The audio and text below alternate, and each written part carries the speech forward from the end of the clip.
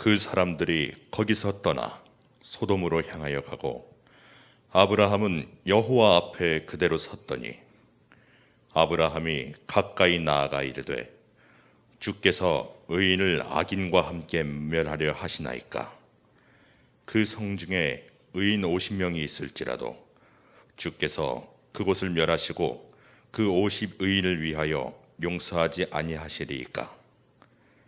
주께서 이같이 하사 의인을 악인과 함께 죽이심은 부당하오며 의인과 악인을 같이 하심도 부당하니이다. 세상을 심판하시는 이가 정의를 행하실 것이 아니니이까. 아브라함이 또 이르되 주는 노하지 마옵소서. 내가 이번만 더 아뢰리이다. 거기서 신명을 찾으시면 어찌하려 하시나이까. 이르시되 내가 신명으로 말미암아 멸하지 아니하니까. 여호와께서 아브라함과 말씀을 마치시고 가시니 아브라함도 자기 곳으로 돌아갔더라.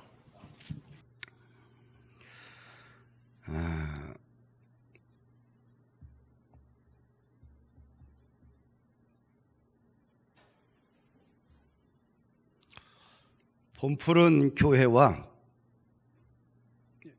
좋은 비전 교회가 이 코로나 시절에 함께 공동으로 예배를 드리게 돼서 얼마나 기쁘고 감사한지 모릅니다. 무엇보다 또 사랑하는 우리 형님 되시는 우리 주 목사님이 계시니까 내 마음이 참 편하고요. 또 우리 사랑하는 장로님이 계시니까 얼마나 좋고 든든한지 모릅니다. 이 코로나를 통해서 느끼는 것은 뭐냐면 이 평범한 일상의 삶이 참 감사의 조건이 되는구나, 이런 생각을 갖게 돼요. 할렐루야. 늘 누렸던 평범한 것, 그냥 늘 당연히 있어야 될 것들이 코로나를 통해서 이것이 그냥 당연한 것이 아니라 하나님이 우리에게 허락하신 일상의 기쁨이고 감사라는 것을 깨닫게 됩니다. 창세기 18장을 보게 되면 이렇게 시작을 하게 돼요. 여호와 하나님께서 아브라함에게 나타나는 그 장면이 나오게 됩니다. 조금 이따 띄워주시면 될 것 같아요.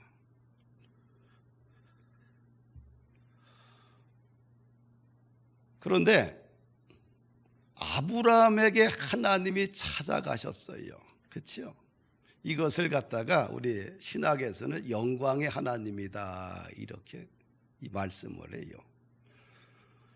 우리 기본적으로 은혜라는 것은 하나님이 당신의 존전의 그 자리에서 인간의 모습으로 내려오셔서 우리와 함께 하는 것, 이것이 영광의 하나님의 가장 중요한 특징 중에 하나지요.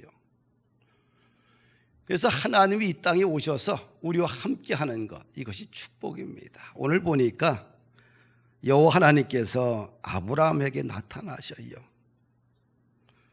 그때 아브라함이 장막 문 앞에 앉아 있다가 세 사람이 맞은편에 서 있는 것을 보게 됩니다.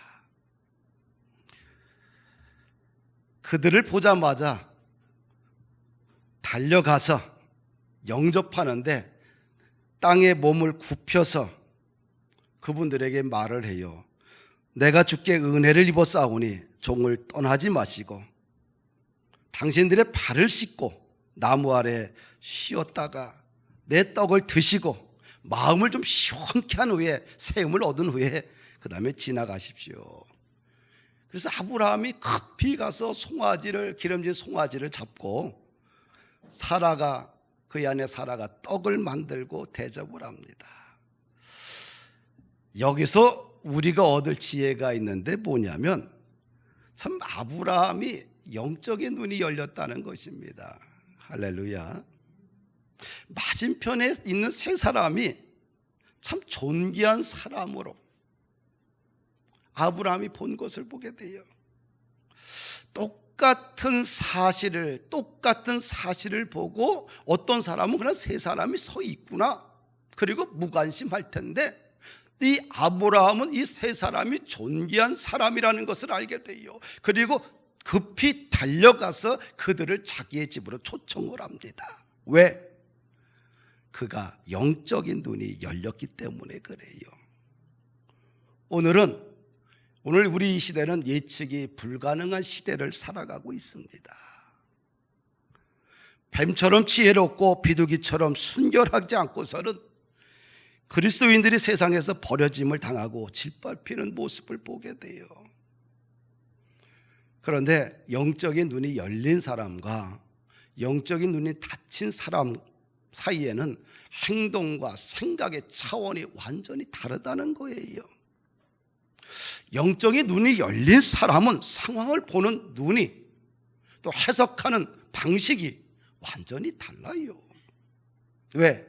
환경과 상황 속에서 역사하시는 하나님의 능력과 지혜를 보기 때문에 그렇습니다.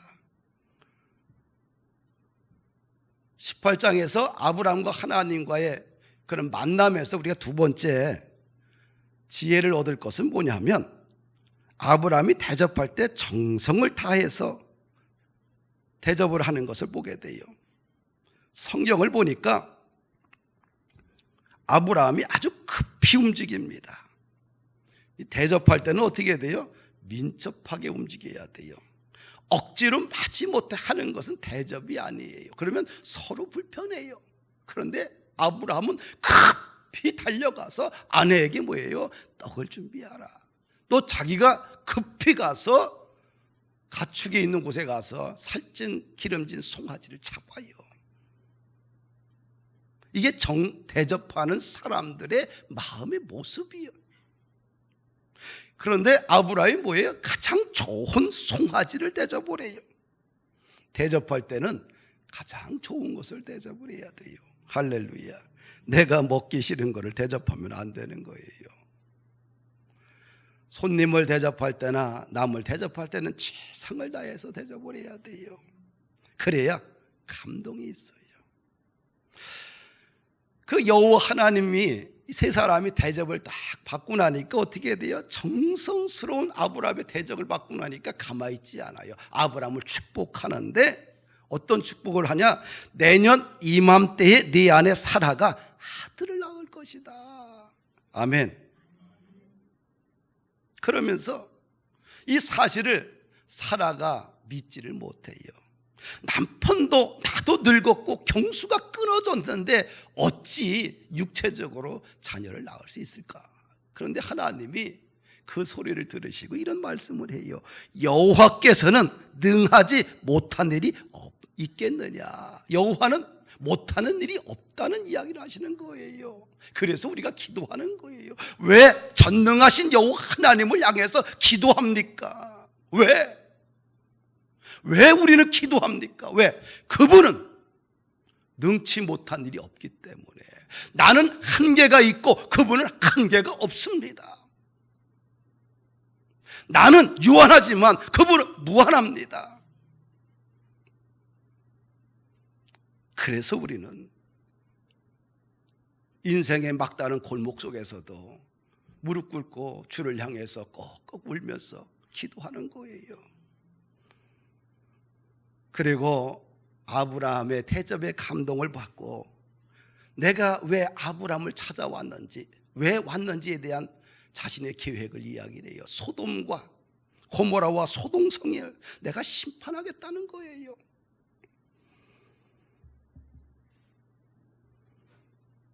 그 하나님의 이야기를 듣고 아브라함이 하나님께 간구하는 장면이 오늘 우리가 읽은 본문입니다.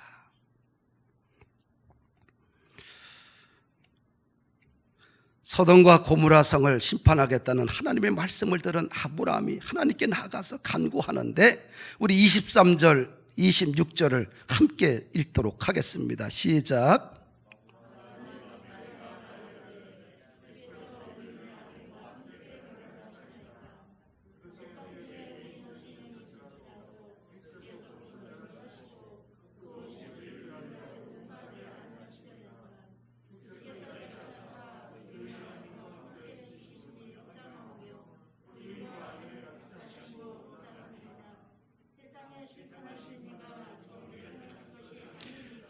여호와께서 이르시되 내가 만일 소돔 성읍 가운데서 의인 50명을 찾으면 그들을 위하여 온 지역을 용서하리라. 26절 말씀을 보니까 여호와께서 이르시되 내가 만일 소돔 성읍 가운데에서 의인 50명을 찾으면 그들을 위하여 온 지역을 용서하겠다. 하나님은 소돔과 고모라 성에 의인 50명만 있으면 이 성을 용서하겠다는 겁니다. 그 말씀은 그 땅에, 그 도시에 의인이 없다는 거예요. 소돔과 고모라 성의 현 주소가 뭡니까? 죄악이 만연된 도시 아니에요. 창세기 18장 20절 보니까 소돔과 고모라에 대한 부르짖음이 크고 그 죄악이 심히 무겁다. 이 도시는 죄악이 만연된 사회입니다. 한마디로 깨끗하지 않은 불결한 사회입니다. 그러면 오늘날 우리 사회는 어때요? 우리 국회의원들과 일부 사람들은 포괄적 차별금지법을 법으로 제정하여 이것을 반드시 관철시키려고 혈안이 되어 있습니다. 이게 좋은 법입니까? 깨끗한 법입니까? 이 사회를 거룩하게 할 수 있는 법입니까? 아니지요. 그럼 사회는 그렇다 치고 교회는 어떻게 정결합니까? 여러분이 볼 때 깨끗합니까? 우리가 성경의 기준에, 예수님의 기준에 우리를 비춰봤을 때 오늘날 교회가 정말 정결하고 깨끗하냐? 성경의 수준에 비하면 얼마나 우리가 타락해가고 있는지를 우리는 금방 알게 돼요. 소돔이나 고모라 성이나 오늘 우리들이나 별반 차이가 없어요. 또 이 도시는 영적으로 아주 타락한 도시입니다. 창세기 19장 4절 5절 보니까 하나님이 롯이 살고 있는 그 지역에 가게 됩니다. 근데 그 땅 사람들이 롯에게 와서 이런 얘기를 해요. 그들이 눕기 전에 그 성 사람 곧 소돔 백성들이 노소를 막론하고 원근에서 다 모여 그 집을 에워싸고 롯을 부르고 그에게 이르되 오늘 밤에 네게 온 사람들이 어디 있느냐 이끌어내라 우리가 그들을 상관하리라.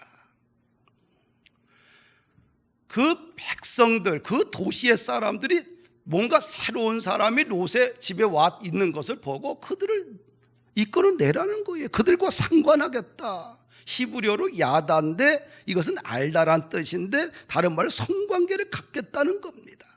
남의 집에 손님으로 온 사람을 끄집어내서 그와 함께 성관계를 갖겠다고 이 정도로 타락한 도시에 영적으로 완전히 병든 모습이 그 땅입니다.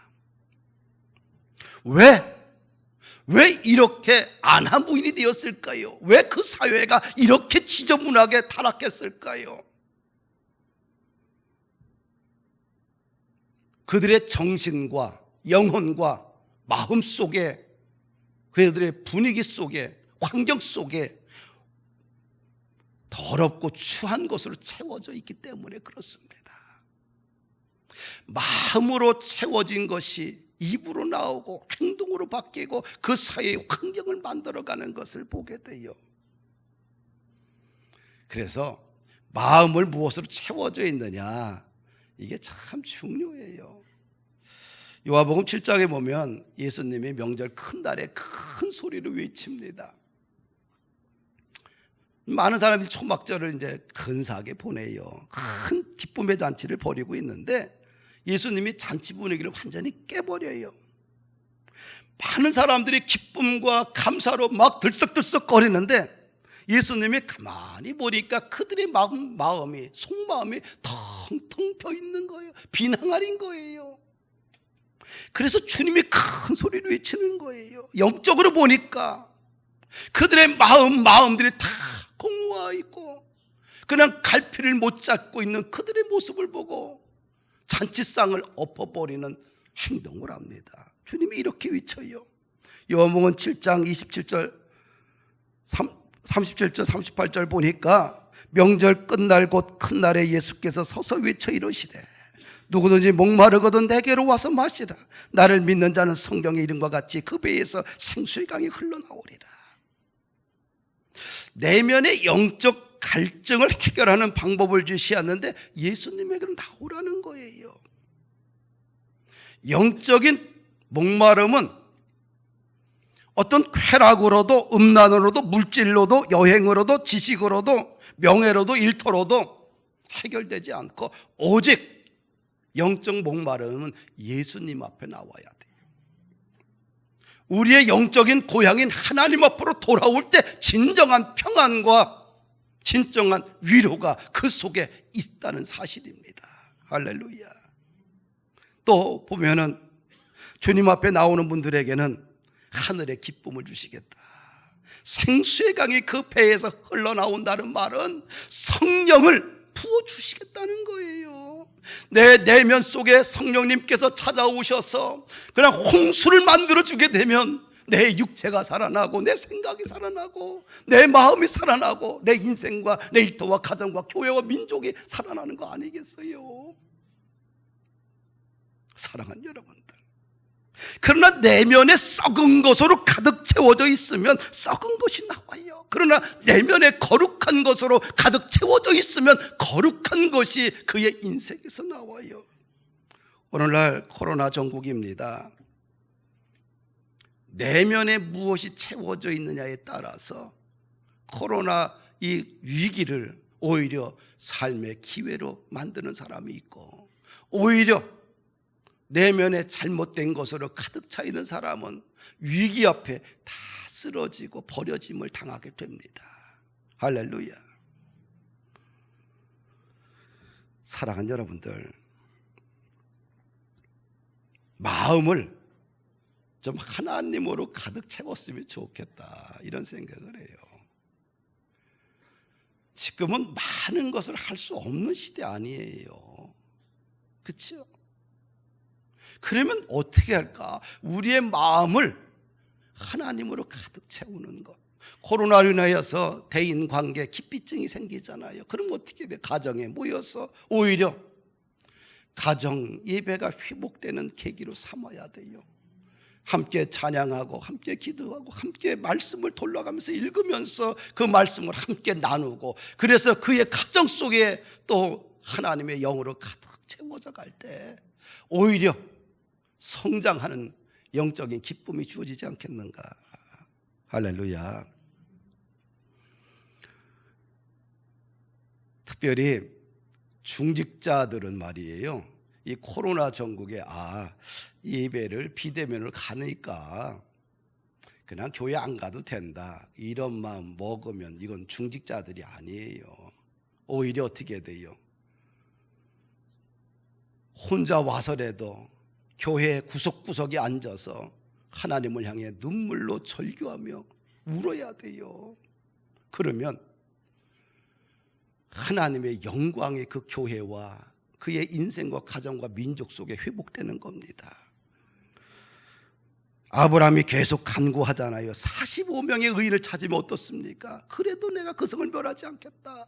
40명을, 30명을, 20명을 찾으면 어떻습니까? 그래도 그 땅을 멸망하지 않겠다.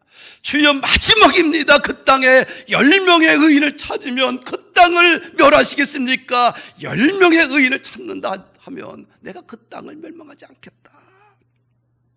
그런데 그 땅에 의인 10명이 없는 거예요.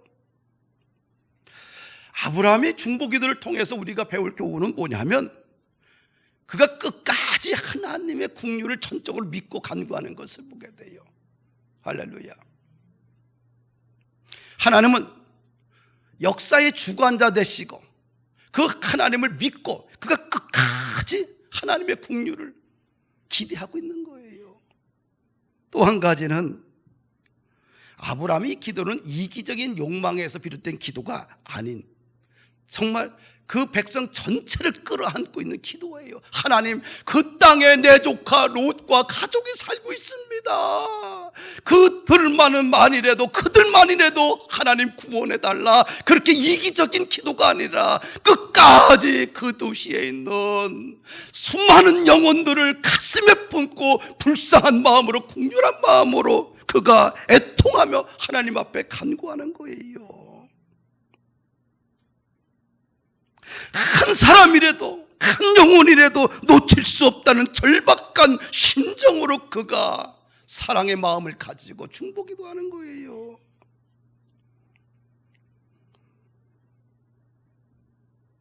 열명이 없어서 그 도시가 멸망당했어요.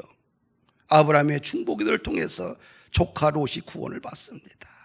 조카 롯이 의인이기 때문에 구원받은 것이 없어요. 성경에는 그런 기록이 없어요. 창세기 19장 29절 보니까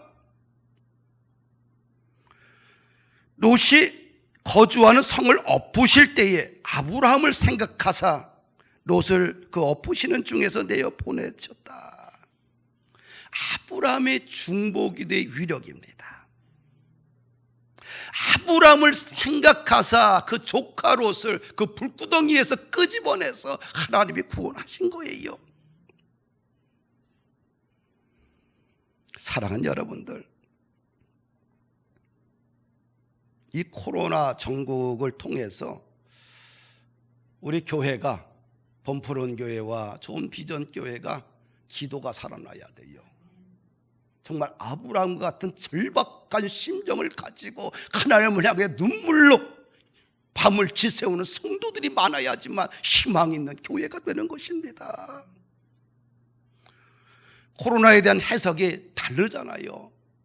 어떤 사람은 정부가 코로나를 통해서 프레임 전쟁으로 우리 사회를 몰고 간다. 왜? 당신들이 정책 실패한 것을 가지고 코로나의 호기를 통해서 오히려 이것을 교회나 이런 데다 프레임 전쟁으로 가고 있다, 이념 이데올로기로 가고 있다라고 보는 사람도 있고, 또 어떤 사람들은 국민들의 건강과 생명과 안전을 위해서 정부가 최선을 다하고 있는데 왜 편견을 가지고 있느냐, 그렇게 보는 사람들이 있어요. 우리 사회는 양분된 시각을 가지고 있어요. 그럼 교회는 어떻게 해야 되느냐? 이 사람이든 저 사람이든 돌을 던져서는 안 돼요. 돌을 던진다고 해서, 비판한다고 해서, 정죄한다고 해서 이 문제가 해결되진 않아요. 교회는 세상을 향해서 다른 방식으로 섬겨줘야 되는데, 오늘날 교회는 아브라함의 이 중보기도를 가지고 세상을 섬겨야 되지 않겠느냐. 사실은 손가락질하는 건 너무 쉬운 방법이에요. 그러나 사랑과 긍휼을 가지고 눈물로 기도하는 것은 아무나 하지 못하는 거예요. 십자가의 사랑과 정신을 갖고 있는 사람만이, 복음으로 그 가슴이 뜨거운 사람만이, 예수의 정신으로 가득 찬 사람만이 세상을 향해서 눈물로 기도로 섬길 수 있는 거예요. 사랑하는 여러분들,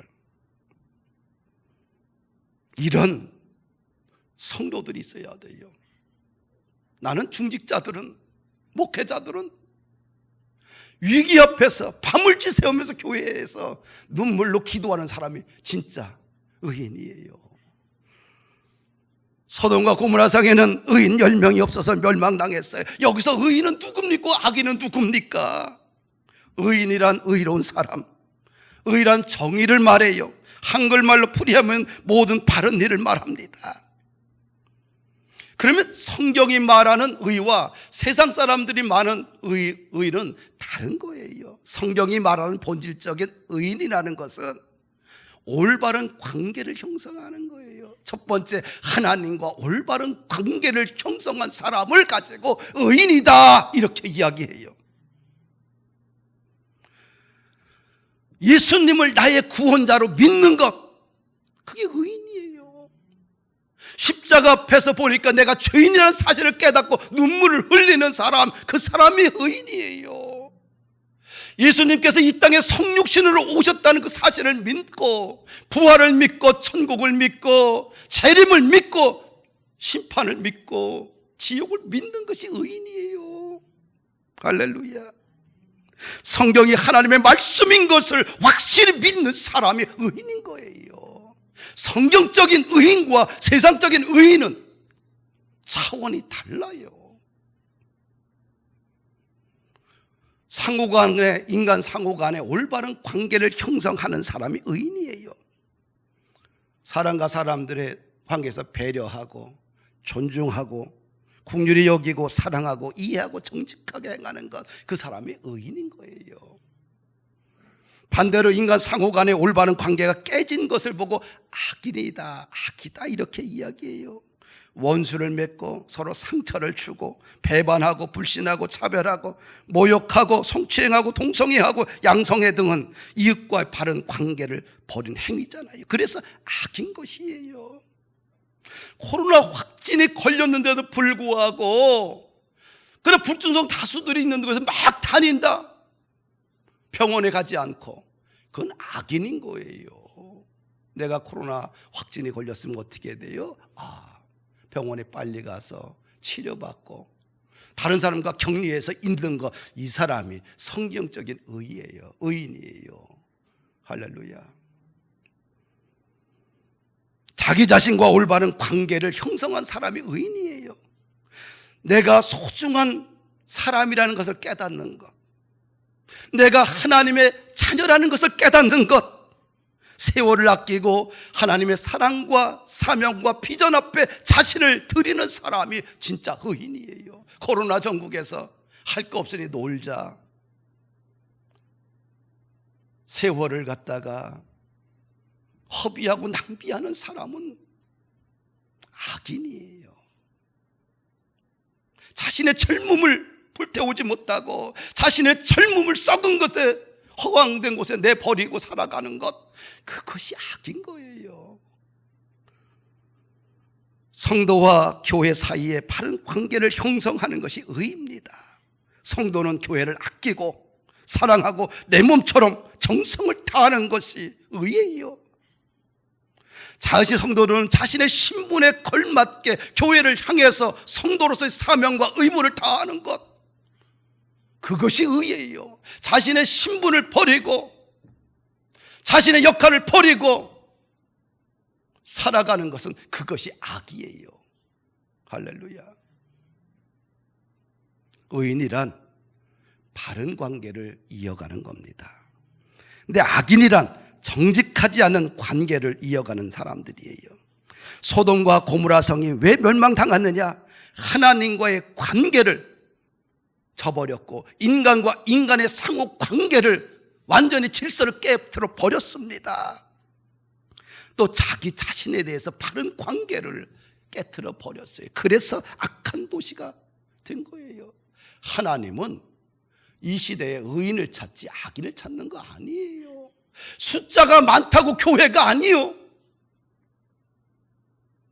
그럼 숫자가 적다고 해서 교회가 아니에요. 뭐요? 하나님과 바른 관계를 정립한 교회가 진짜 교회고, 그 교회 속에 하나님이 일을 하시고 하나님이 찾아가시는 거예요. 소돔과 고모라 땅에 멸망을 당할 때에 하나님이 누구를 아브라함을 찾아가서 자신의 계획을 아브라함에게 말하는 거예요. 악인하게 한 것이 아니라 의인에게 하나님은 자신의 생각과 비전과 사명을 말하는 거예요. 오늘날 마찬가지예요. 세상을 변화시킬 수 있고 좋은 곳으로 변화시킬 수 있는 사람은 의인입니다. 교회를 교회되게 하는 것, 누가 하느냐? 교회 속에 살아있는 영적인 공동체 한두 사람이, 의인들이 교회를 세우는 거예요. 할렐루야. 노아 시대에 보니까 노아를 뭐예요? 의인이요 당세의 완전한 자요 하나님과 동행했다라고 하나님은 평가합니다.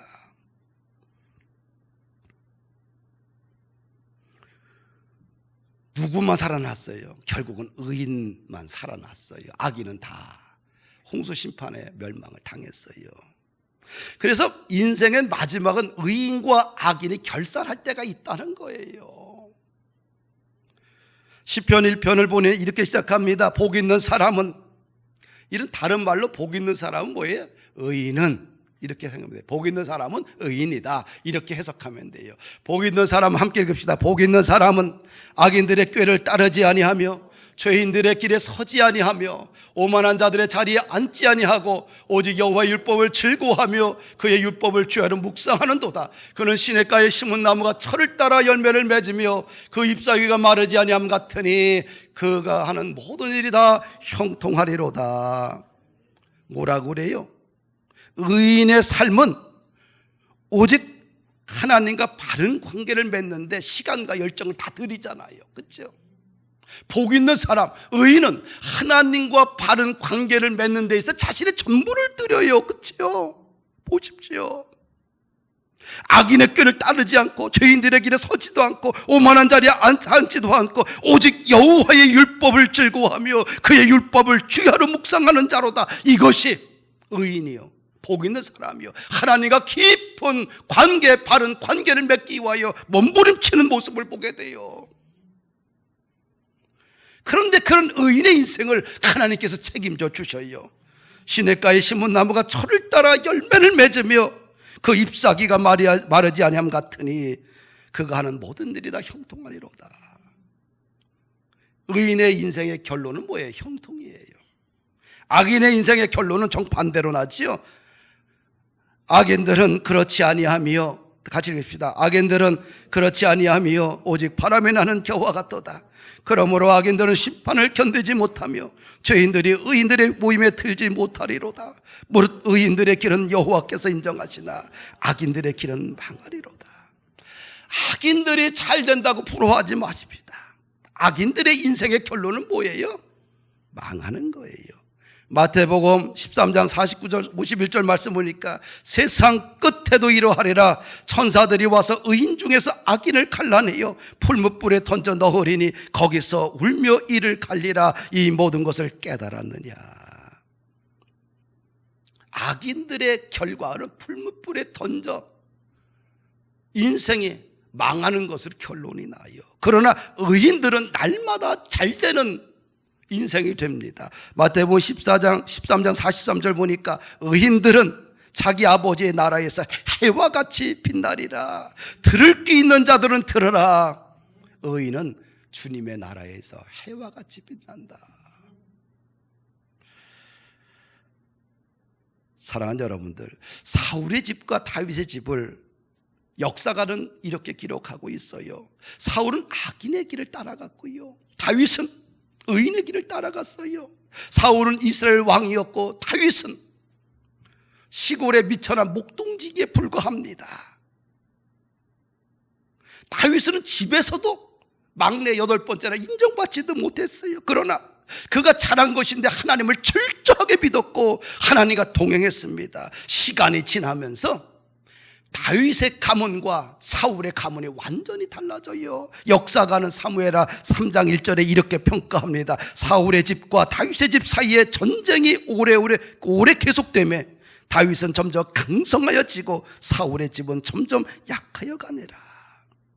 의인의 길은 점점 강성해져요. 누가? 만군의 주 여호와 하나님께서 책임져 주기 때문에 그래요.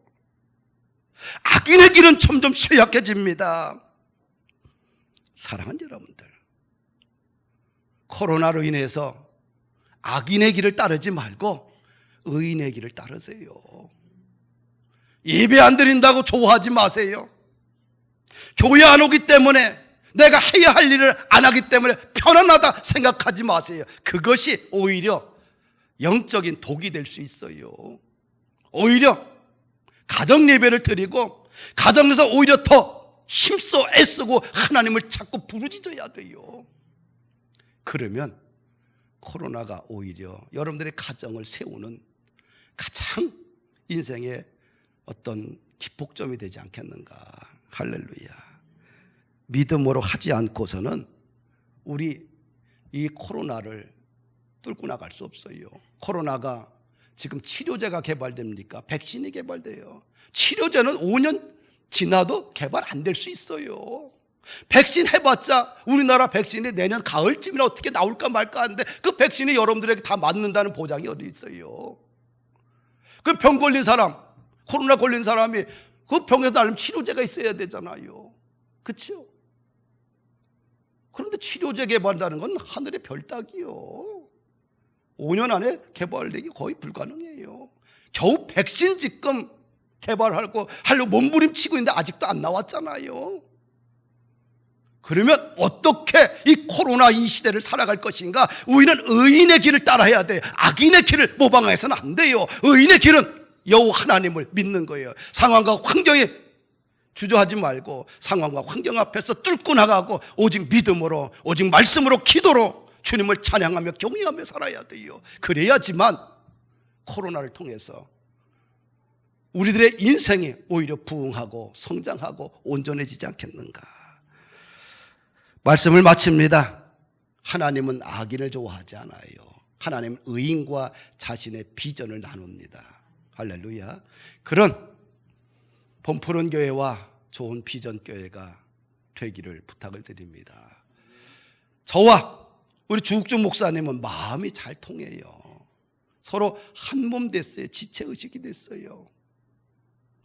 우리 성도들도 서로 한 몸, 한 지체의식, 한 가족이 되는 것, 그것이 공교회예요. 공교회. 장소만 함께 쓴다고 해서 공교회가 되는 게 아니라 예수님 중심으로 서로 마음을 같이 하고 한 몸이 되고 영적인 질서가 같아질 때 진정한 공교회가 되는 거예요. 할렐루야. 그런 교회 하나님이 기뻐하지 않겠는가. 그런 교회가 되기를 주의 이름으로 축복합니다.